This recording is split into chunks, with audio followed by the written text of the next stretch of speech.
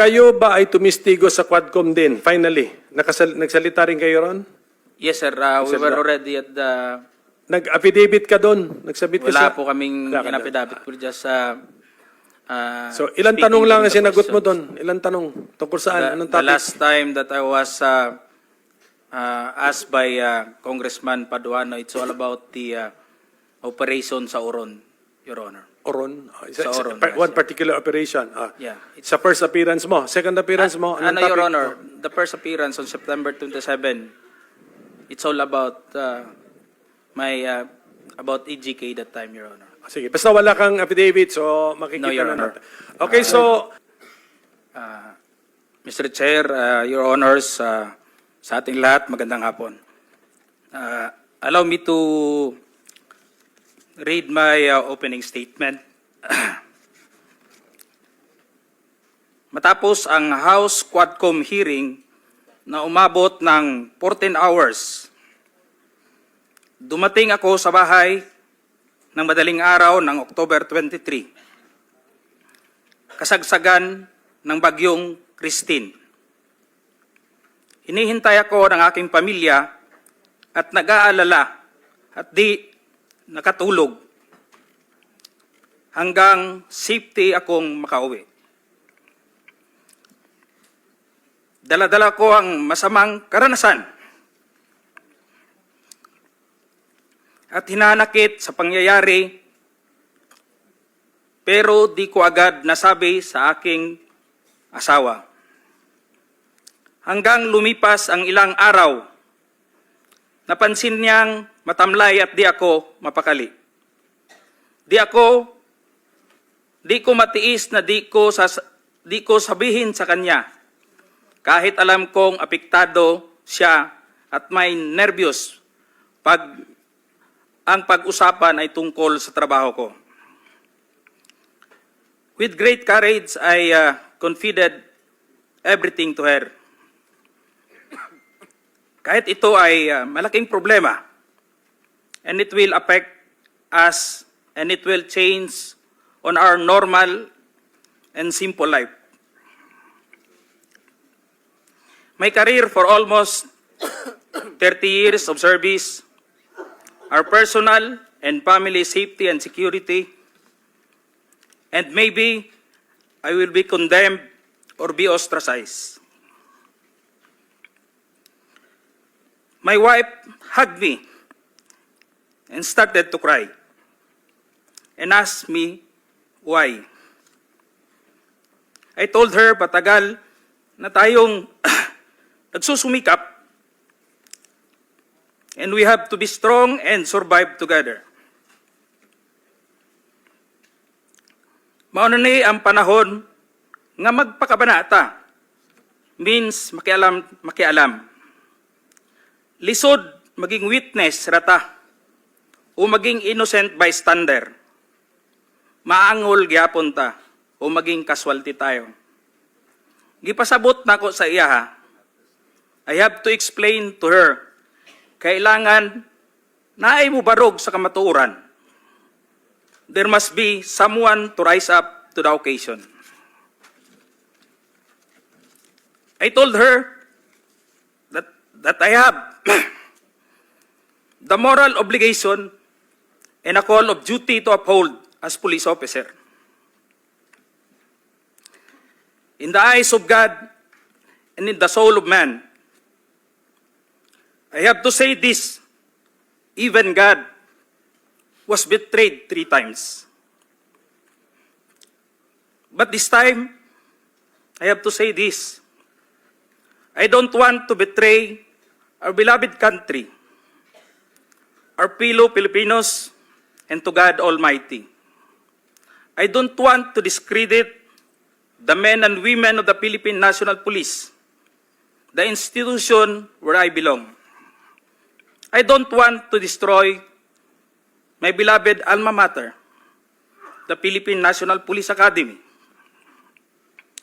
who molded me with moral values to speak for the truth that I owe, and it's time to give it back the honor and respect.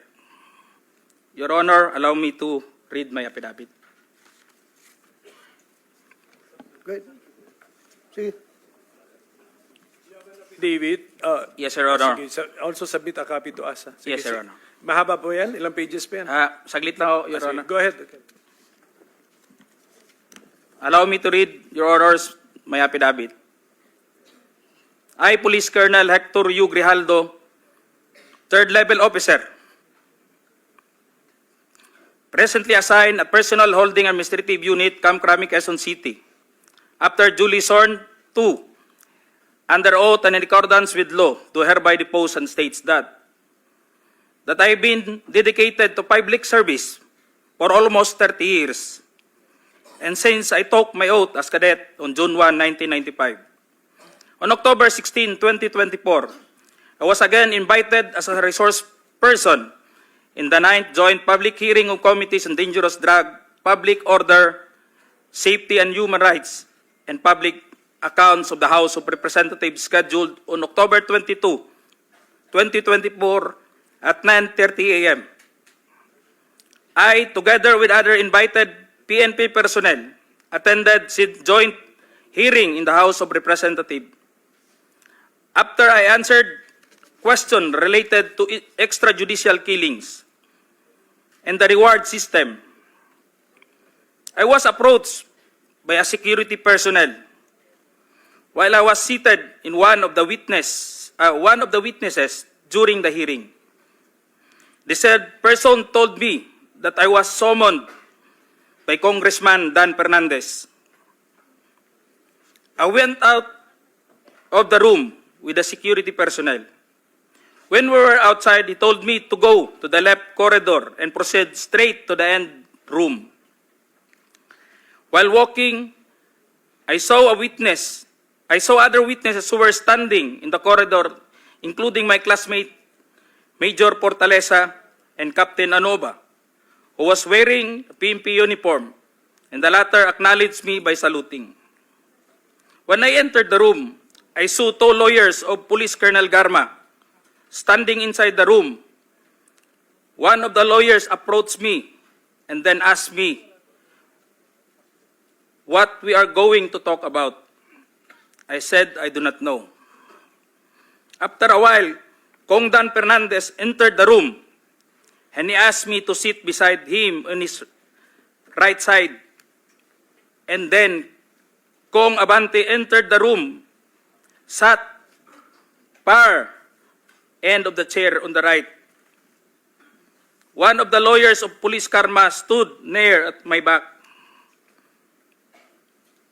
Kong Dan Fernandez put the paper he was holding on the table and told me, ito ang sasabihin mong statement na ito. While pointing on the paragraph on the paper, ito ang supplemental affidavit ni Colonel Garma. Sabihin mo, alam mo ang reward system. I-confirm mo lang.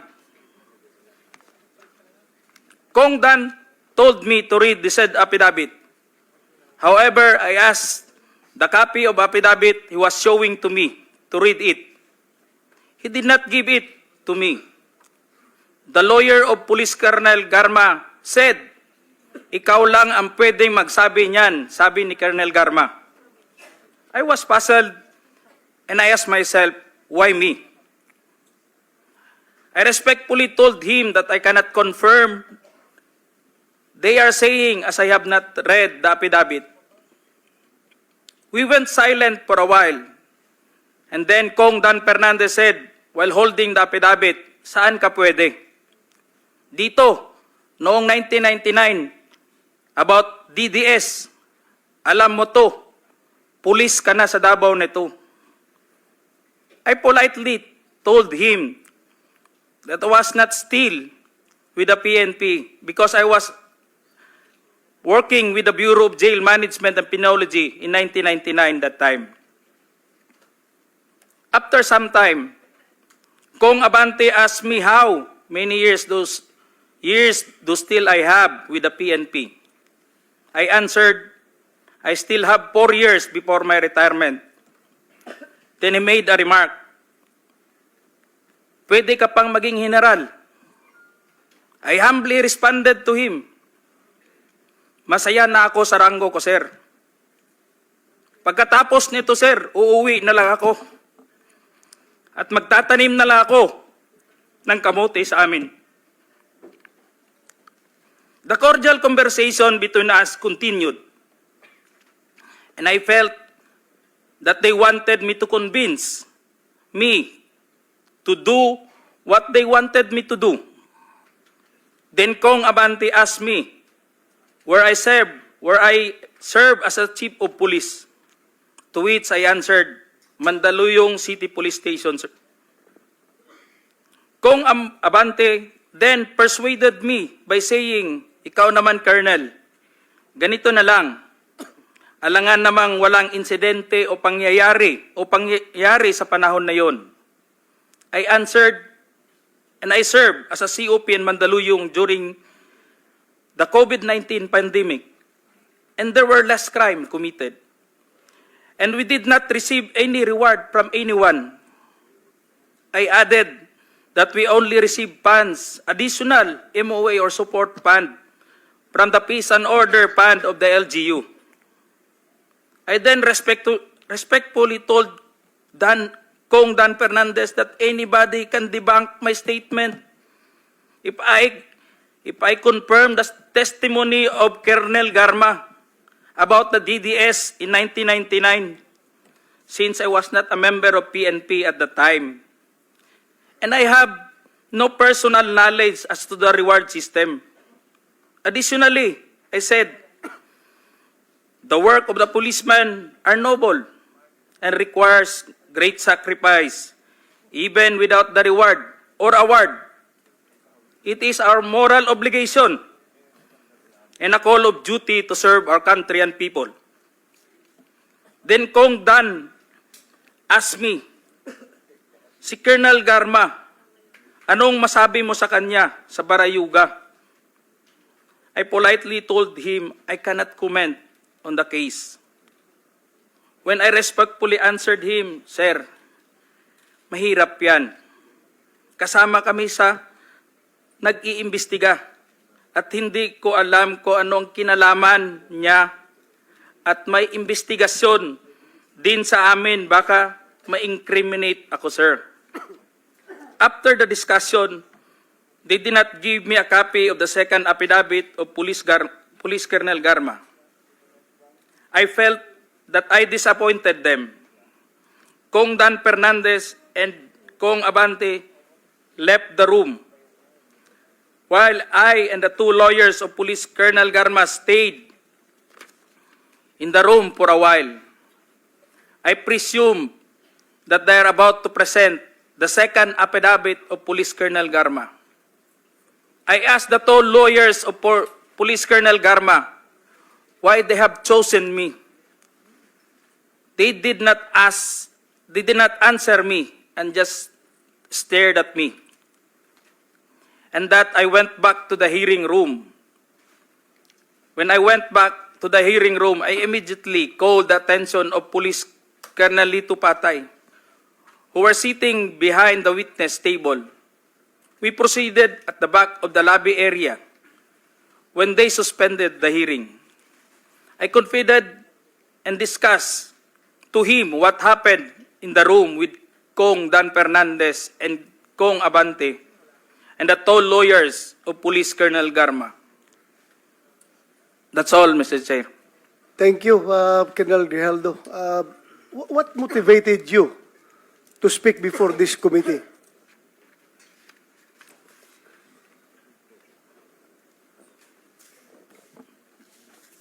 The time, Your Honor, I was insulted and it is very offensive, and I think it is inappropriate for anyone to act like that. Meaning, you feel that you are being coached to make that statement? Yes, Your Honor. I feel I be corrupted to make that statement, Your Honor. Bakit? Just because that time, habang nag-uusap-usap, habang nagkakaroon ng deliberation doon sa hearing, Your Honor, hindi ko alam kung may present nila si Colonel Garman that time, Your Honor, na mag-aano nung second supplemental, ay yung supplemental affidavit niya. So do you feel harassed? Did you feel harassed? It's an harassment and very offensive, Your Honor, and uncalled for anybody. That time, I was wearing my uniform You're wearing your as uniform police officer. and you are being told to lie. Parang Am I correct? gusto nilang magsisinungaling po ako, Your Honor. So, Colonel Grijaldo, I would like to thank you for your courage. I'm sure maraming police ngayon nanonood, and if you have observed, mabuti na nagsalita ka, dahil if you have observed the way they are treating policemen in the Quadcom, it's very hard. I feel them. I feel them. Because naging police din ako. Kapag sasabihan ka lang, answer yes or no. You can only answer yes or no. You're not allowed to explain yourself. So, para bang you are being deprived. You are being deprived of your right to explain yourself. Kaya, lalong-lalo na kapag ikaw ay tinuturuan na itong sasabihin mo, itong paragraph sasabihin mo, o dito, pwede ka ba dito? So, that's very inappropriate and it's very irregular for a lawmaker making an investigation in aid of legislation to make that kind of approach to a resource person na parang pinipilit na itong sabihin mo, iko-coach ka, ito, pwede ka ba dito? Parang lumalabas na meron talaga silang preconceived na goal na kung anong dapat lang ma-hit dito, kaya ginaguide yung magiging statement mo. Am I correct? Yes, Your Honor. So ngayon, Mr. Chairman, kung nakikinig yun ang Philippine National Police, lalong-lalo na yung liderato ng Philippine National Police, I don't know what's his reaction with the statement of Grijaldo, because Colonel Grijaldo is just, I congratulate him for being so courageous enough to speak up for the truth in behalf of all the policemen na parang winawalang hiya sa mga tao na dapat hindi magwalang hiya sa inyo. Ay, kung nakikinig yun ang CPNP, I hope this is your person, this is your man. Dapat dipinsahan ninyo ito. Huwag ninyo itong ilagay sa litsunan. Huwag nyo ilitson itong tao na ito. Because he's standing for the PNP. Na dapat hindi ganun ang treatment ng mga resource person pagdating sa investigation. Kasi parang ang baba ng tingin sa inyo, nag-iimbestiga sa inyo. Yun lang ang nakikita ko, masyadong mababa. That's all, Mr. Chairman. Thank you, Congratulations. And we'd like to thank you for standing up. Your time has also expired. But sige nga, the long and short of it, yung may clean kwento, kasi hindi ko naman napanood buong Quadcom,